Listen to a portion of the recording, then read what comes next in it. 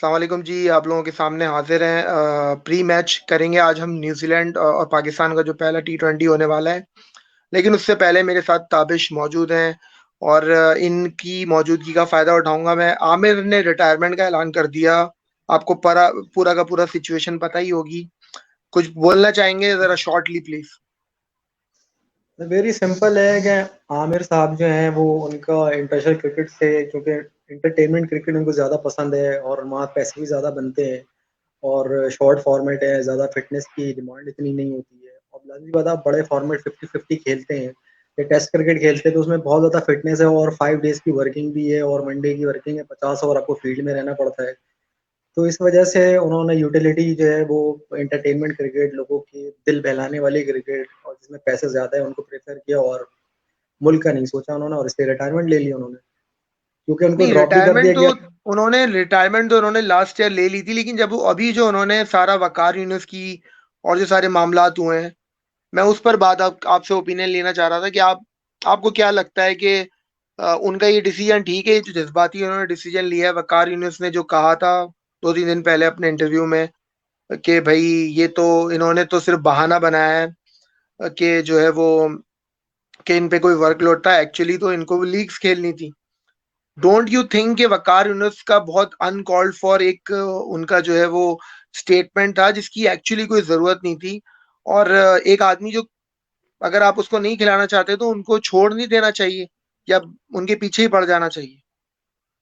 नहीं, वक्कार यूनिस की भी एक हिस्ट्री है, उनकी कंट्रोवर्सीज भी आपके सामने है। वो हर दौर में कुछ ना कुछ नया करते थे। वो आपको याद होगा 2015 के वर्ल्ड कप में भी उन्होंने यही किया था। सरफराज अहमद को इसलिए ड्रॉप करके रखा हुआ था क्योंकि उनके अंदर उनको टैलेंट नजर नहीं आ रहा था, उनको नासिर जमील में ज्यादा टैलेंट नजर आ रहा था। इसलिए इनिशियल 3 वनडे उन्होंने खिला दी और पाकिस्तान, और वो तीनों में फ्लॉप हुआ और पाकिस्तान जो है वो वर्ल्ड कप में डिजास्टर परफॉर्मेंस थी 2015 की। जैसे ही सरफराज आए पाकिस्तान ने मैच जीत लिया था साउथ अफ्रीका के खिलाफ और फिर पाकिस्तान फर्दर प्रोग्रेस किया 2015 के वर्ल्ड कप में। तो उनकी एक हिस्ट्री है, जी। उन्होंने रजा के साथ भी किया था। तो अब वो आमिर के साथ भी यही करेंगे क्योंकि वो अपनी अना को सामने रखते हैं और बाकियों को पीछे रखते हैं। पीछे होता है उनकी अना पहले होती है। तो एक अलग कंट्रोवर्शियल कैरेक्टर है, वो एक बात अलग है। लेकिन जहां तक आमिर की बात है तो आमिर का जो हम्म। जज्बाती फैसला ही था और दूसरा ये है कि उनका दिल भी नहीं लग रहा है क्रिकेट में। जिस तरह की उनकी बॉलिंग हो रही है, उनके पेस भी गिर चुका है, तो उनका रिटायरमेंट बनता था क्योंकि उनका करियर ज्यादा बचा भी नहीं था, क्योंकि उनकी नहीं, लेकिन फिटनेस भी मैं बहुत नहीं मैं रही। थोड़ा सा यहाँ डिसएग्री करूंगा। देखें, आमिर का व्हाइट बॉल में रिटायरमेंट नहीं बनती थी। वो बात अलग है कि वो इसके पीछे हो सकता है कि उन्होंने पहले से अपना माइंड बना के रखा हो। इनफैक्ट मैं भी, बहुत सारे जर्नलिस्ट हैं पाकिस्तान में, बड़े बाखबर जर्नलिस्ट हैं, वो ये बोलते रहे हैं कि आमिर जो है वो बरतानिया जाना चाहते हैं, वो वहां पे अपना कैरियर बनाना चाहते हैं, वो वहां शिफ्ट होना चाहते हैं। अब अल्लाह बेहतर जानता है कि उनकी दिल में क्या था, लेकिन जो चीज मैंने अपनी वीडियो में हाईलाइट भी की थी वो ये कि हमें लोगों को जो है वो स्पेशली पीसीबी जो एक इदारा है उसको अपने जो उनकी जो मैनेजमेंट है उनको ये कहना चाहिए कि वो खिलाड़ियों को टारगेट करने के बजाय अपनी परफॉर्मेंस पे तवज्जो दें। बहरहाल, coming back to the analysis, Pakistan का कल पहला T20 मैच होने वाला है। आपको मालूम ही होगा कि बाबर आजम नहीं खेल रहे, लेकिन शादाब खान जो है वो पहला T20 जो है वो उसकी कप्तानी वो करेंगे, वो फिट हो चुके हैं। क्या टीम कॉम्बिनेशन पाकिस्तान को कल खिलाना चाहिए? सुनने में ये आ रहा है, और इनफैक्ट होगा भी यही, कि मोहम्मद रिजवान जो है वो आपकी करेंगे opening along with Abdullah Shafique. ये रिजवान का खेलना तो मेरे समझ से बाहर है, वो भी न्यूजीलैंड में राइट नाउ, क्योंकि उन्होंने न्यूजीलैंड में कभी T20 खेला नहीं है और वो इतनी कंडीशन से अवेयर भी नहीं है इतनी। और दूसरी बात, रही बात सरफराज अहमद की, तो राइट नाउ अगर सरफराज अहमद को टीम में लिया हो तो बाबर आजम नहीं खेल रहे थे तो पहली चॉइस तो सरफराज अहमद होनी चाहिए थे, क्योंकि उन्होंने वहाँ T20 सीरीज पाकिस्तान को जितवाई भी है और उनको पता भी है किस तरह लेकिन कैप्टन की उन्होंने तो एज कैप्टन। अ कैप्टन जितवाई थी ना ताबिश, अगर आप देखें। एज अ प्लेयर आपको लगता है सरफराज, जिस तरह का उनका परफॉर्मेंस रहा है नेशनल T20 में, उनको खिलाना चाहिए? मैं एज अ कैप्टन ही बात कर रहा हूँ कि उनको एज अ कैप्टन उनको शादाब कैप्टन खान इस खिलाया, वजह एज अ कैप्टन खिलाया। उनको एज अ कैप्टन को खिला सकते थे, आप एक्टिंग कैप्टन खिला सकते लेकिन थे as an Babar. Acting captain एक आदमी को आप कैसे खिला सकते हैं जिसकी टीम में ही जगह नहीं बनती? पहले तो जरूरी है ना कि उसकी टीम में जगह बने, और दूसरी बात यह है कि शादाब तो खेल रहे हैं। लेकिन यहाँ मसला ये है कि उनकी जगह ही टीम में सूरत बनती है कि वैसे कैप्टन खेले। ये पाकिस्तान में सारे इसका मुख्य होते हैं। इसका मतलब तो ये हुआ पाकिस्तान बेसिकली कि आप खुद भी ये बात मानते हैं कि उनकी एज अ बैटर आपको याद परफॉर्मेंस या होगा की कि विकेट कीपर नहीं बनती? एक मैं आपको काट रहा हूँ जरा यहाँ पर, पाकिस्तान की हिस्ट्री है, पाकिस्तान में सारे अनोखे काम हुए। 99 में आपको याद होगा, राशिद लतीफ टीम में नहीं थे, और जब उनकी वापसी हुई थी तो डायरेक्ट एज अ कैप्टन हुई थी उनकी, वो एज अ कैप्टन बिल्कुल। टीम में वापस आए थे। ठीक है, तो पाकिस्तान में कोई पहली बार नहीं होता, अगर सरफराज अहमद ये जो अगर दोबारा कैप्टन बन जाते तो वो कोई नया रिकॉर्ड कायम नहीं करते, देखें पाकिस्तान के काम उसके पहले। लिए, देखें वो जो राशिद लतीफ वापस आते थे ना एज अ कैप्टन, उसके लिए राशिद लतीफ होना जरूरी है। उसके लिए राशिद ठीक है, लतीफ होना जरूरी है। सरफराज अहमद में और राशिद लतीफ में बड़ा फर्क है, और सिचुएशन में ही बहुत फर्क है। राशिद लतीफ बहुत बड़े कीपर होंगे, लेकिन सरफराज की अचीवमेंट राशिद लतीफ से कहीं ज्यादा है। और रही बात, अगर आप दूसरे नहीं, मैं पर्सपेक्टिव किसी से और बात, एस्पेक्ट से बात कर रहा था, मैं किसी और मैं एस्पेक्ट से समझ बात कर गया रहा आपको। ओके ठीक है, हाँ उस एस्पेक्ट से अगर आप बात कर रहे हो फिर तो आपकी बात बिल्कुल ठीक है कि राशिद लतीफ होना जरूरी है। हूँ। उसके लिए बिल्कुल, तो राशिद राशिद लतीफ होना। लतीफ ओके ठीक है, वो जैसे रिजवान देखें, अभी फिलहाल तो हमें ये बात माननी पड़ेगी कि रिजवान को पाकिस्तानी मैनेजमेंट खिलाना चाहती है, उन पे फुल बैकिंग है। और उसकी क्या रीजनिंग है, अभी फिलहाल हम सिर्फ टीम पे फोकस करना चाह रहे हैं। अब्दुल्ला शफीक, जिसको पाकिस्तान, बिल्कुल जिनको शायद मेरे ख्याल में 3-4 उन्होंने शायद वनडे खेले हैं, और सॉरी लिस्ट ए के मैचेस खेले हैं, और फर्स्ट क्लास में भी ज्यादा नहीं खेले, उनको T20 का डेब्यू कराया गया जिम्बाब्वे के खिलाफ, वो कल करेंगे ओपनिंग अलॉन्ग विद रिजवान। आपको नहीं लगता कि जो है वो, कि हैदर अली से नहीं ओपनिंग करवानी चाहिए? बिल्कुल हैदर अली से ओपनिंग करवानी चाहिए, उन्होंने इंग्लैंड में भी अच्छी परफॉर्मेंस की थी, और वो बड़े ब्रेव प्लेयर हैं और कॉन्फिडेंस भी बहुत अच्छा है उनका। जो कि अब्दुल्ला शफीक अपना डेब्यू कर रहे हैं, तो डेफिनेट सी बात है कि आपको ओपनर ऐसे प्लेयर से करवाना चाहिए जो थोड़ा बहादुर और चढ़ के खेले। और हैदर अली अग्रेसिव प्लेयर हैं और उनका बॉक्स बहुत अच्छा है। और अलॉन्ग विथ हैदर हैदर अली, मेरे ख्याल में मोहम्मद हफीज से ही ओपन करवाना चाहिए इनको, क्योंकि एक सीनियर प्लेयर भी साथ होगा तो वो नहीं, गाइड कर लेकिन पाएगा अगर अच्छे हफीज ओपन कर लेंगे तो मिडिल में कौन, जरा अपनी लाइनअप तो बताएं आप क्या होगी कल। से। ये इट इज जस्ट T20, अगर आपके T20 world cup round the corner है, तो आपने अपने टैलेंट को आजमाना है अपने वन डाउन के लिए। अगर लेट से बाबर आजम अल्लाह ना करे वर्ल्ड कप में अनफिट हो जाते हैं, तो डेफिनेटली बात है आपको कोई अल्टरनेटिव चाहिए होगा, तो उस वक्त आप फंस जाएंगे, क्योंकि हफीज के क्रिकेट ज्यादा बाकी नहीं है। अब माइट ये पॉसिबल है या कि हफीज को ना कल के मैच पर काबिल भाई फोकस करते हैं। कल के मैच के लिए आपकी लाइनअप, मैंने जो फिलहाल मैंने जो लिखा है वो ये कि जो नजर आ रहे हैं प्रोबेबल, वो ये है कि अब्दुल्ला शफीक और रिजवान ओपन करेंगे। वन हम्म, डाउन हैदर अली आते हैं आपके, फिर हफीज आ जाते हैं। उसके बाद आ बिल्कुल। जाते हैं आपके शादाब खान। अब ये बताएं कि ये 5 लड़के तो खेलेंगे ही खेलेंगे। अब छठे पे आ जाते हैं खुशदिल या फिर इफ्तिखार, कौन किसको खिलाना चाहिए? मेरे ख्याल में खुशदिल शाह को खिलाना चाहिए, क्योंकि वो यंग इफ्तिखार को टैलेंट नहीं है। खिलाना चाहिए, उन्होंने फास्टेस्ट, मैंने सुना है उन्होंने जो इनका इंट्रा स्क्वाड मैच हुआ था उसमें 40 बॉल पे 100 बनाया उन्होंने। तो वो इंटर स्क्वाड में खिलाए करें ना उनको, फिर इंटरनेशनल क्रिकेट में से उनको दूर रखा करें। इंटरनेशनल क्रिकेट के लिए वो एक वायरस है बेसिकली, क्योंकि वो जब ये से आप मैंने उनको ऐसा देखना क्यों कह शुरू रहे हैं? ये आपने ऐसा क्यों आपने कहा है कि वो वायरस है? आपने उनको टेस्ट क्रिकेट खिला दी, आपने उनको मतलब हॉरेबल है ना पाकिस्तान के अपने इफ्तिखार अहमद जैसे प्लेयर को टेस्ट क्रिकेट खिला दी। तो डेफिनेट सी बात है, पाकिस्तान के लिए तो ये इससे बड़ा सेटबैक नहीं हो गया अहमद जैसा क्रिकेटर टेस्ट मैच खेल रहा है। और रही बात उनकी परफॉर्मेंस, इंट्रा क्रिकेट जो भी है, उन्होंने जितने भी 40 बॉल पे 100 रन कर दिए या 150 रन कर दे, बात सारी ये है कि इंटरनेशनल क्रिकेट में क्या परफॉर्मेंस है उनकी। उनकी मतलब परफॉर्मेंस लास्ट, अच्छा नहीं, तो खुशदिल को खिलाएंगे आप? इफ्तिखार पे बिल्कुल प्रेफर खुशदिल करेंगे? है। अगर वो ना भी चले तो पाकिस्तान को एक चीज नजर आएगी आगे कि भाई हम किन के साथ जा सकते हैं, कि ये हम्म। मतलब वो एज अ कॉम्बिनेशन बनाने के लिए यूज कर सकते हैं। यंग टैलेंट है उनका, ठीक हो मतलब गया। जो है कॉन्फिडेंस ठीक है, करने के लिए यूज कर तो सकते ये तो हो गए। नंबर 6 पर आ जाते हैं आपके खुशदिल शाह। T20 के अंदर आपके पास मैक्सिमम 6 या 7 बैट्समैन ही चाहिए होते हैं। इमाद वसीम आपको, आपके आ जाते हैं 7वें नंबर पे। जो क्वेश्चन बनता है वो ये कि क्या आपको 4 फास्ट बॉलर्स के साथ जाना चाहिए, या फिर एक फहीम अशरफ को भी टीम में डालेंगे आप? हैं। नहीं, मैं तो बिल्कुल नहीं डालूंगा फहीम अशरफ को टीम में, क्योंकि फहीम भाई फिर भी बेहतर बॉलिंग की थी 2016 में। आई थिंक 2018 में पाकिस्तान ने शिफ्ट ओवर किया था न्यूजीलैंड का, तो वो T20 स्क्वाड का भी हिस्सा थे, ओडीआई स्क्वाड का भी हिस्सा थे। तो उन्होंने वहां तो मतलब बेहतर परफॉर्मेंस की थी, लेकिन राइट नाउ वो चूंकि उन्होंने इंटरनेशनल क्रिकेट ज्यादा नहीं खेली है इन एक सालों में, और वो अच्छा, ऑन एंड ऑफ होता है। ताबिश एक साहब हैं राजा अली हैदर, वो कह रहे हैं कि क्या हुसैन तलत को हम लोग भूल गए? बात तो सही है, हुसैन तलत नहीं फिट होते आपकी टीम में यहाँ पर।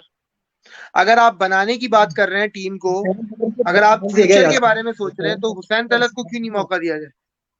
हुसैन तलत को बहुत चांस दिया गया था, उन्होंने बिल्कुल परफॉर्म नहीं किया था। उन्होंने उन्होंने कितना नेशनल चांस मिला है उनको? मेरा नहीं ख्याल कि उनको दो तीन T20 खेले हैं उन्होंने ज्यादा से ज्यादा। आप कैसे कह सकते हैं कि उनको बहुत चांस मिला है?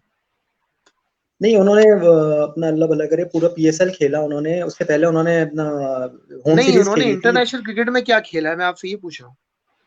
उनको नहीं, मैं बता उन्होंने देता हूँ आपको अभी। ऑस्ट्रेलिया में जो पाकिस्तान और जिसमें ट्राई नेशन सीरीज हुई थी उसमें वो खेले थे। उसके अलावा पाकिस्तान और जो न्यूजीलैंड की मैं सीरीज आप हुई थी दुबई में, उसमें भी सही बोले। खेले थे। ठीक है, उन्होंने पाकिस्तान ऑस्ट्रेलिया 14 T20 खेले हैं, मैं बताता हूँ आपको। उन्होंने 14 T20 खेले हैं। उनकी 250 हैं, स्ट्राइक रेट उनका लो है।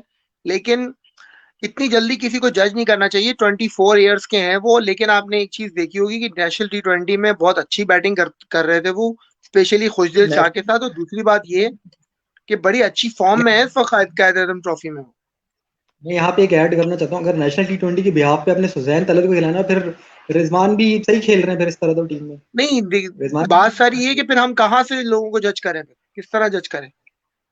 हम पीएसएल से जज करेंगे। अगर हमने टी20 में लड़के लेने हैं, हमें पीएसएल से को देखना होगा कि किसने पीएसएल में परफॉर्म किया है। अगर शादाब खान ने पीएसएल में लेकिन अच्छी बैटिंग रिजवान की करी केस में तो ये है ना, मैं आपको थोड़ा यहाँ काट दूं, करेक्ट कर दूं। रिजवान की केस में तो ये है कि रिजवान खेलते हैं ओपनिंग पे।